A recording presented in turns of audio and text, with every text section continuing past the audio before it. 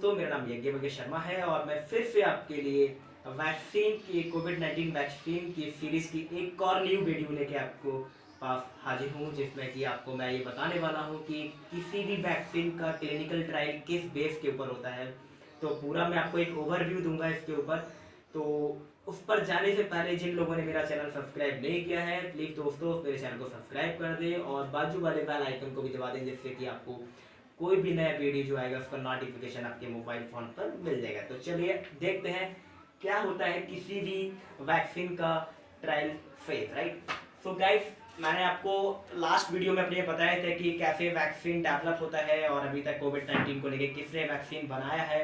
तो जिन लोगों ने मेरा वो वीडियो नहीं देखा है तो वापस पहले वो जाएं, वैक्सीन को देखें कि वैक्सीन कैसे बनाया जाता है और वैक्सीन अभी तक कोविड-19 को लेके कहाँ बना हुआ है। और चलिए, जब तक हम लोग ये देखते हैं कि किसी भी वैक्सीन को लेके यदि कोई वैक्सीन बनाता है, कोई कंपनी यदि वैक्सीन मैन्युफैक्चर करती है, तो सबसे पहले ह्यूमन के ऊपर उस ट्रायल करने से पहले उसके क्या क्या फेजेस होते हैं, क्या क्या क्राइटेरिया होते हैं, क्या क्या प्रोटोकॉल्स होते हैं, जिससे उस वैक्सीन को हम लोग देख सके कि it is now used for the public use, right. So देखिए, फर्स्ट जो ट्रायल रहता है वो फर्स्ट ट्रायल रहता है किसी भी वैक्सीन को डेवलप करने के बाद उसका लैब में ट्रायल चलता है, राइट।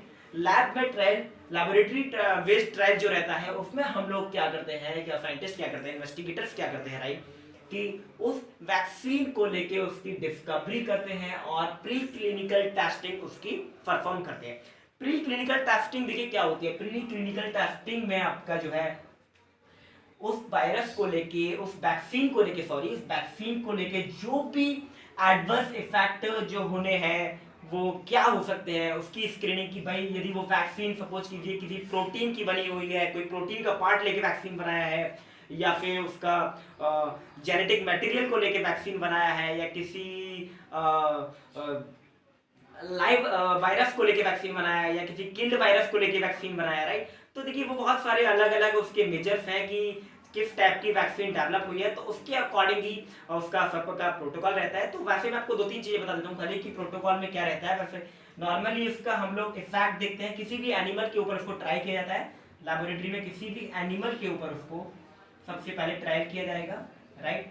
और जब उसको एनिमल को वैक्सीन दे दिया जाएगा तो उसके ऊपर फिर हम लोग कुछ दिनों के इंक्यूबेशन के बाद उस एनिमल के ऊपर हम लोग इफेक्ट देखेंगे कि कहीं इसके कोई स्किन इफेक्ट तो नहीं हो गया, कोई स्किन इन्फेक्शन तो नहीं हो गया है, या फिर इंटरनल कोई इंजरी तो नहीं हो गई है due to that vaccine, right. कोई इंटरनल बॉडी के अंदर के कोई पार्ट जो है उसके कहीं उसमें कोई एडवर्स इफेक्ट या कोई केमिकल चेंजेस तो नहीं है, तो this is just come under the clinical pre clinical testing, right. So it's called post clinical testing, right? Preclinical testing is just to know about the vaccine, right? Vaccine, how vaccine will generate their chemicals, right? So this is called post clinical trial, right? So now if up to this phase all thing goes well, right, यदि सारी चीजें अच्छी जा रही हैं तो it is going to be transferred, it is ready for the human trial, right, it is trial on human, right। तो यदि यहाँ तक सब कुछ सही चलता है, उसका प्री क्लिनिकल टेस्टिंग बहुत सही है वैक्सीन को लेके, और उसका पोस्ट प्री क्लिनिकल टेस्टिंग सही है, कोई एडवर्स इफेक्ट यदि नहीं है उस वैक्सीन को लेके एनिमल के ऊपर, तो it will be ready to trial with human, right, or we can say that it is used for clinical trial on human, right। So there are also some phases, right। So in first phases, right, so according to the CDC or according to the highly government bodies which develop this vaccine, they have just some kind of protocols, they have just some kind of screening protocols and much more, right, towards this vaccine trial on human, right। So some of them are the phases, right, or some of them are the phases, right। तो इसमें क्या रहता है कि देखिए first phase में सबसे पहले हम लोग उसको ह्यूमन पे ट्रायल करने से पहले उसको हम लोग डिवाइड करते हैं पूरा कि भाई फर्स्ट फेज में क्या होना चाहिए, सेकंड फेज में क्या होना चाहिए, थर्ड फेज में क्या होना चाहिए। तो फेज 1 में आपका क्या रहेगा कि जो भी वैक्सीन तैयार किया है उस वैक्सीन को सबसे पहले एक बहुत कम लोगों के ऊपर ट्राई किया जाएगा, right. Maximum minimum if 20 peoples, right, 20 participants 20 to 200 participant can involve, or it will used on up to a 200 volunteers, right? Why? Because we want to check the again the effect of this vaccine on the body, internal as well as the external, right? So it is called preclinical testing on humans, right? Here it is. We will check. We were checking about preclinical testing on animal trial, right? So now here we will check the vaccine screening or vaccine effect towards the or on the human being, right? So first phase में 220 से लेके 200 volunteers को select किया जाता है और उनके ऊपर इसका ट्रायल हम लोग जो है कि डॉक्टर इन्वेस्टिगेटर कर सकते हैं, right?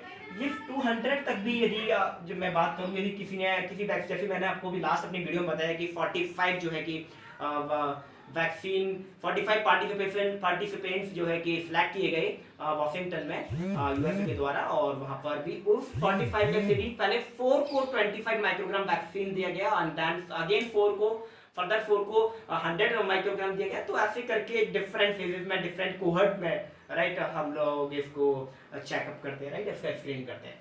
So if all thing is going good, यदि यहाँ तक सब कुछ सही चलता है फेज 1 तक, तो it will be transfer to the second phase. So now it is ready to test on 200 to 300 participant. So now guys, यदि सब कुछ यहाँ तक सही चलता है फेज 1 तक, फेज 1 में हम लोग ये देखते हैं कि भाई कितना बूस्ट ऑफ वैक्सीन देने के बाद, कितना डोज ऑफ वैक्सीन देने के बाद एंटीबॉडी जो है कि प्रोड्यूस हो रहा है, राइट? ये सब मैंने आपको अपनी लास्ट वीडियो में वैक्सीन के ऊपर सब बताया है। यहाँ पे मैं आपको एक ओवरव्यू दे रहा हूँ कि कैसी वैक्सीन को, किसी वैक्सीन को लेके उसका क्लिनिकल ट्रायल किस बेस पे किया जाता है, राइट? सो अगेन यदि फर्स्ट फेज तक सब कुछ सही चलता है तो it will B use for the second phase, will be go for the second phase, right? So second phase में जो है कि पार्टिसिपेंट्स जो होंगे, जो हम लोग ट्राई करते हैं, वो है कि 200 से लेके 300 तक पार्टिसिपेंट्स के ऊपर ये वैक्सीन का ट्रायल किया जा सकता है, राइट? सो नाउ यदि यहाँ तक सब कुछ सही चलता है तो फिर it will be again transferred to the increased amount of people, right? So in the third phase we can use, or the investigators can use the vaccine trial on up to 300 to 3000 people, right? 3000 participants. तो यहाँ यदि third phase में क्या होता है कि 300 से 3000 जो है कि आदमियों के ऊपर इसका रिसर्च किया जा सकता है। अब इन सब का पूरा क्या रहता है कि देखिए फर्स्ट फेज, सेकंड फेज और थर्ड फेज, इन तीनों फेजों के जो भी इफेक्ट आया होगा, जो भी रिजल्ट आया होगा, वो सब की कॉम्पिटिटिवली स्टडी होती है और सबकी स्क्रीनिंग होती है, और क्या क्या रिजल्ट एंड डिस्कशन है उसमें पूरा एक पैनल बैठता है, पूरा बड़ी बड़ी वैक्सीन रिसर्च इंस्टीट्यूट का, बहुत सारी गवर्नमेंट बॉडीज का जिन्होंने फंडिंग किया है इस प्रोजेक्ट को लेके, और फिर उसके बाद जो है कि सब कुछ यहाँ तक सही चलता है, सबके व्यूज लिए जाते हैं, सबके अपने अपने ओपिनियन लिए जाते हैं कि अब आगे इस वैक्सीन को हम लोग क्या कर सकते हैं, कैसे इसका यूज कर सकते हो, तो फिर ये जो है कि प्रपोजल डायरेक्टली दिया जाता है एफडीए को। FDA means food drug administration.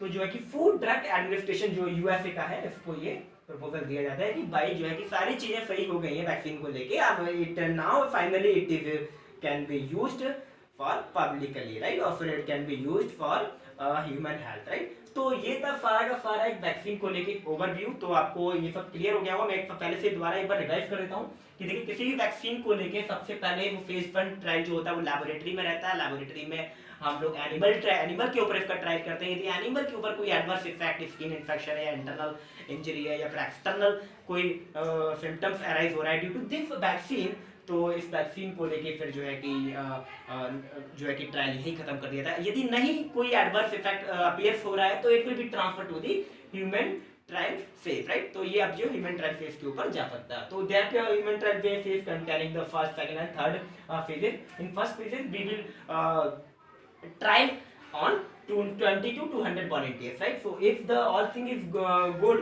up to this phase, it will be transferred to the another phase that is called phase 2, and in this phase we can trial the vaccine on 200 to 300 people, maximum 300 people.